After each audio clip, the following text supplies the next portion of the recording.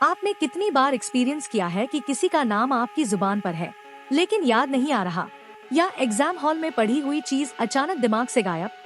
Forgetting यानी भूलना हर इंसान की जिंदगी का हिस्सा है, लेकिन असली सवाल ये है कि हमारा दिमाग चीजों को याद क्यों रखता है और क्यों भूल जाता है। आज हम न्यूरोसाइंस की नजर से समझेंगे कि मेमोरी कैसे बनती है, क्यों टूटती है और वो हैक्स जिनसे आप अपनी याददाश्त को सुपरचार्ज कर सकते हो। सबसे पहले बात करते हैं मेमोरी सिस्टम की। हमारे दिमाग में मेमोरी 3 स्टेजेस में काम करती है। फर्स्ट एनकोडिंग, जब हम नई इन्फॉर्मेशन को पहली बार लेते हैं, जैसे किसी लेक्चर में सुनना। सेकंड, स्टोरेज, इन्फॉर्मेशन को दिमाग में सेव करना, यानी न्यूरॉन्स के बीच कनेक्शंस बनना। थर्ड, रिट्रीवल, और जब जरूरत पड़े तब मेमोरी को रिकॉल करना। ये काम करते हैं ब्रेन के की पार्ट्स। हिप्पोकैम्पस, नई मेमोरीज बनाने का मास्टर। अमेगडला, इमोशन से जुड़ी memories. Prefrontal cortex, decision making और लॉन्ग टर्म प्लानिंग से जुड़ी यादें। लेकिन सिस्टम परफेक्ट नहीं है। इसी में आता है फॉरगेटिंग। भूलने के पीछे कई थ्योरीज हैं। आइए इन थ्योरीज को आसान भाषा में समझते हैं।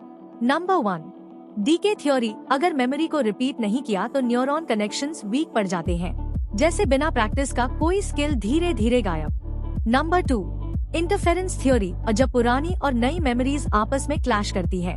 एग्जाम्पल, अगर आप नया मोबाइल नंबर सीखते हो तो पुराना याद करने में दिक्कत होगी।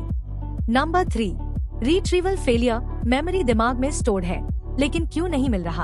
आपने कभी कहा होगा, यार जुबान पर है। यही केस है। अब इंटरेस्टिंग बात यह है कि बहुत बार हमारी यादें सबकॉन्शियस लेवल पर रहती हैं, पर कॉन्शियस माइंड तक नहीं पहुंच पाती।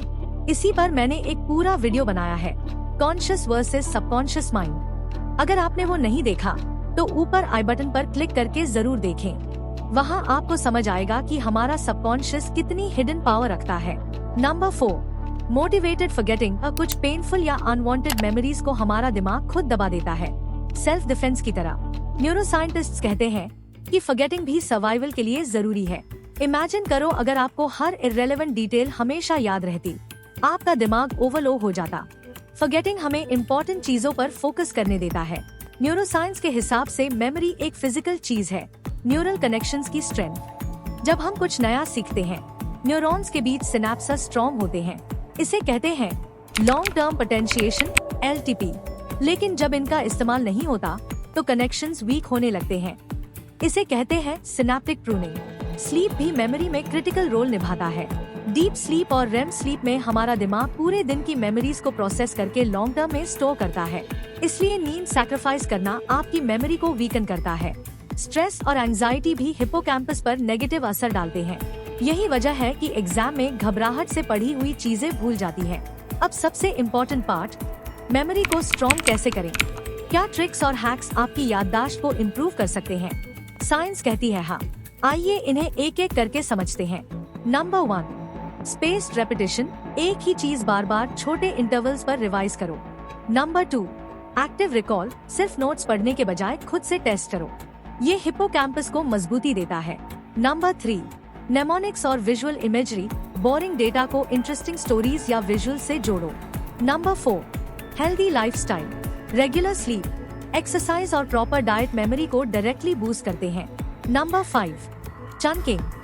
बड़ी इन्फॉर्मेशन को छोटे छोटे ग्रुप्स में डिवाइड करके याद करो, जैसे फोन नंबर 9876543210 को 9876543210।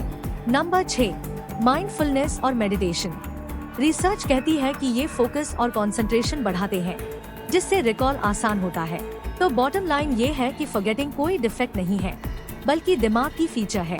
ये हमें क्लटर से बचाकर यूजफुल नॉलेज पर फोकस करने देता है। मेमोरी को स्ट्रॉन्ग बनाने का सीक्रेट ये है कि आप अपने ब्रेन को सही इनपुट, सही रेस्ट और सही प्रैक्टिस दें। सो अगली बार जब कुछ भूल जाओ तो गिल्ट मत करो, बल्कि इसे दिमाग का नेचुरल फिल्टर मानो। और साथ में इन साइंस बैक्ड हैक्स को यूज करके अपनी याददाश्त को नेक्स्ट लेवल तक ले जाओ। अगर आपको ये वीडियो इंटरेस्टिंग लगी तो विज्ञान वाया को सब्सक्राइब करें। कमेंट में बताइए आपको सबसे ज्यादा कौन सा मेमोरी हैक यूजफुल लगा, और ऐसे ही साइंस बैक्ड इनसाइट्स के लिए जुड़े रहिए हमारे साथ।